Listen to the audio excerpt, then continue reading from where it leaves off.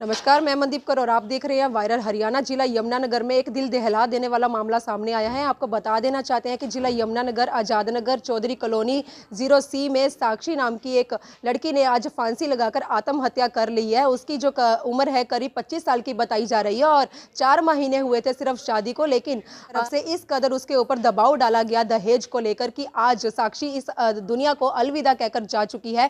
परिवार के जितने भी मेंबर्स हैं सब लोग सदमे में हैं, क्योंकि आज हम जिस समाज में रह रहे हैं उसमें दहेज देना और दहेज लेना एक कानूनी अपराध है, लेकिन फिर भी लोग जो हैं अपनी लगातार मनमानी कर रहे हैं और इसी तरह से लगातार बहु बेटियों की बलि पर बलि ली जा रही है। तो इतनी बड़ी वाली जो घटना है जिला यमुनानगर में एक बार फिर से सामने आई है कि एक बेटी की जो है एक बार फिर से दहेज के नाम पर बलि ली गई है और इस समय तस्वीरें लगातार आपको वायरल हरियाणा के माध्यम से दिखाने का प्रयास कर रहे हैं। परिजन इस समय हमारे साथ हैं, तो आगे की क्या कुछ घटना है, क्या पूरी जानकारी है, उसके लिए आप हमारे साथ लाइव बने रहें तो जान लेते हैं पूरा मामला। तो लड़की का जो भाई है साक्षी का, वो इस समय हमारे चैनल पर हमारे साथ है। तो सर क्या कुछ कहना चाहेंगे, क्या है पूरा मामला, साक्षी ने ऐसा क्यों किया? मैडम जी, साक्षी ने ऐसा, जो उसके ससुराल वाले हैं वो उसको करते थे परेशान। अभी 4 महीने हुए हैं शादी को हुए उसको। 4 महीने में अब उसको हम लेके आए थे रहने के लिए 10 दिन के लिए।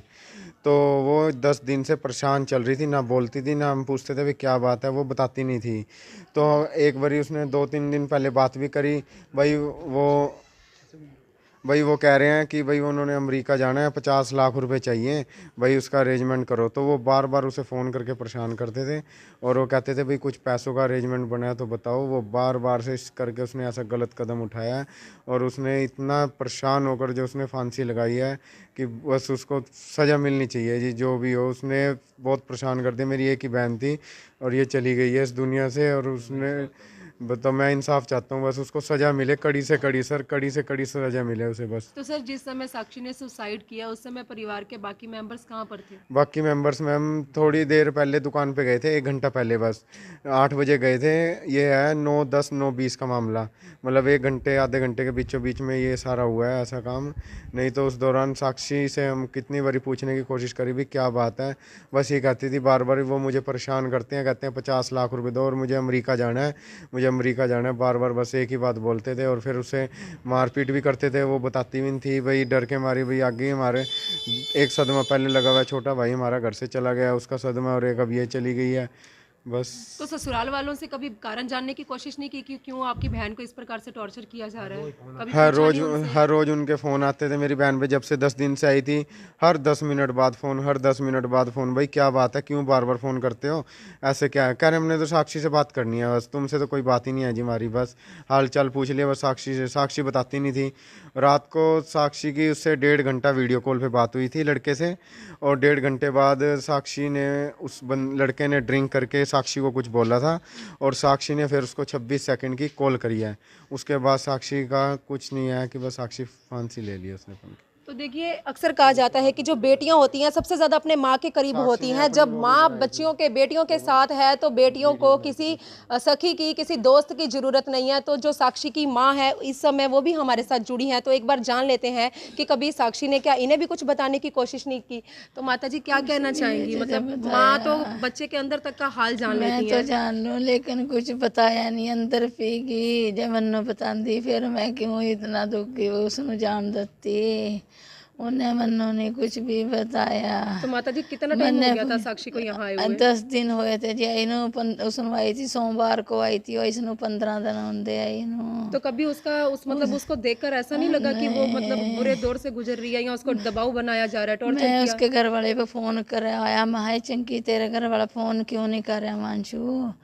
कह रही मम्मी पांचे तो ऐसी हो रहा, पता नहीं क्यों नहीं फ़ोन कर रहा। माँ क्या बात हुई है मन्नू तो बताओ।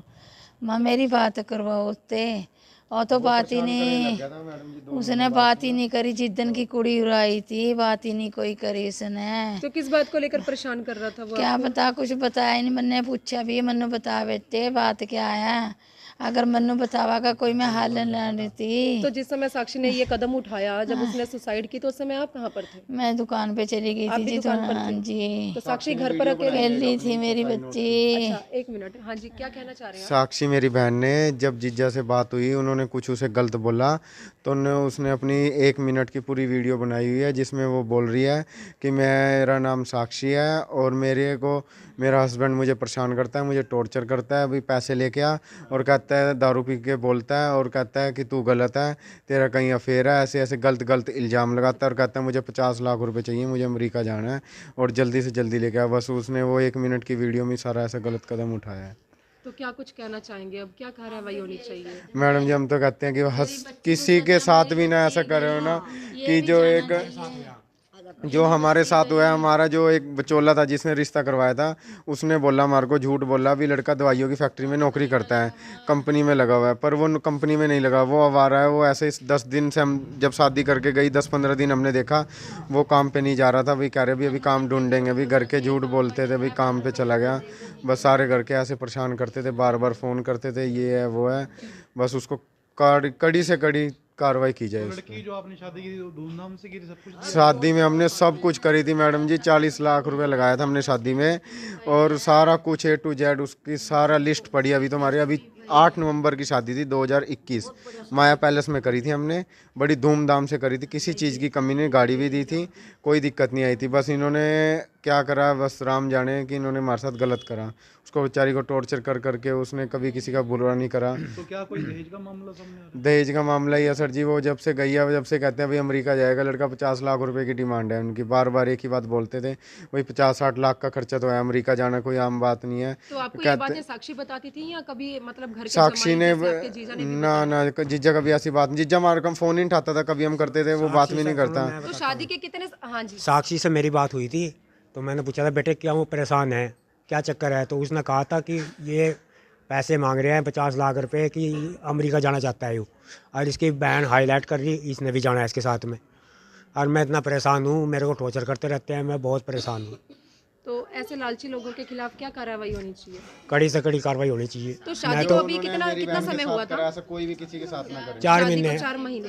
तो जैसा कि आप कह रहे हैं कि मतलब शुरू से ही उसने मतलब साक्षी को टॉर्चर करना, तो कुछ कितने दिन तक वो साक्षी के साथ सही रहा रिश्ते में? बहुत मुश्किल से महीना चला है जो आया गया। हाँ, उसके बाद तो वह परेशान ही थी। तो 4 महीने में साक्षी बार मायके में कितनी बार आई? एक बार सिर्फ ये मतलब पहली बार ही आई वो है? भी जबरदस्ती छोटे ही थे में। अच्छा, मतलब परेशान इस बार करते आई थे। है, तो हाँ, इसी बार ये हादसा हो गया। परेशान करते थे बहुत ज़्यादा उसको, पूरा परिवार परेशान है हमारा। एक भाई हमारा बेटा पैदा गया है, हम तो इतने परेशान हैं, भगवान का प्रार्थना कि उसको कड़ी से कड़ी सजा दुआओ। तो लगातार तस्वीरें आपको वायरल हरियाणा के माध्यम से दिखाने का प्रयास कर रहे हैं। जिला यमुनानगर में दिल दहला देने वाला इस प्रकार का मामला सामने आया कि परिवार के जो परिजन है सबका रो रो कर इस कदर बुरा हाल है कि अभी तक इस सदमे से बाहर नहीं निकल पाए हैं, क्योंकि साक्षी अपने परिवार की इकलौती बेटी थी। और आज हम जिस समाज में रह रहे हैं, आप अच्छी तरह से जानते हैं कि दहेज लेना और दहेज देना एक कानूनन अपराध है। बावजूद इसके फिर भी आज हमारे समाज में बहु बेटियों की दहेज के नाम पर बलि ली जा रही है। जिस तरह से साक्षी ने ऐसा स्टेप उठाया, तो आगे के लिए कभी किसी और बेटी के साथ ऐसा ना हो। तो परिवार के जो सदस्य हमारे वायरल हरियाणा चैनल के माध्यम से सरकार के आगे अपील कर रहे हैं कि ऐसे लालची लोगों के खिलाफ सख्त से सख्त कार्रवाई होनी चाहिए, ताकि आज जो इस परिवार के लोगों के साथ ऐसी घटना हुई है, साक्षी आज इनकी साक्षी जो इस दुनिया को अलविदा कहकर गई है, कल को किसी और की बेटी के साथ ऐसा ना हो। और साक्षी ने ये जो कड़वा घूंट था ये खुद ही पी लिया, क्योंकि परिवार के सदस्यों को मतलब इस बारे में कुछ भी नहीं बताना चाहती थी, ताकि वो किसी भी प्रकार से परेशान ना हो। तो सारा का सारा जो दुख था, जो परेशानियां था, खुद ही अकेली मतलब सहती रही। और उसके बावजूद उसने इतना बड़ा कदम उठाया, क्योंकि मानसिक संतुलन इस कदर ससुराल वालों की तरफ से बिगाड़ा गया था कि एक लास्ट उसके पास जो ऑप्शन बचा था वो सुसाइड का बचा था। और आज परिवार के लोगों का रो रो कर बुरा हाल है। और चैनल के माध्यम से एक ही अपील कर रहे हैं कि ऐसे लालची लोगों के खिलाफ जो है सख्त से सख्त कार्रवाई होनी चाहिए। वीडियो जर्नलिस्ट मनप्रीत के साथ यमुनानगर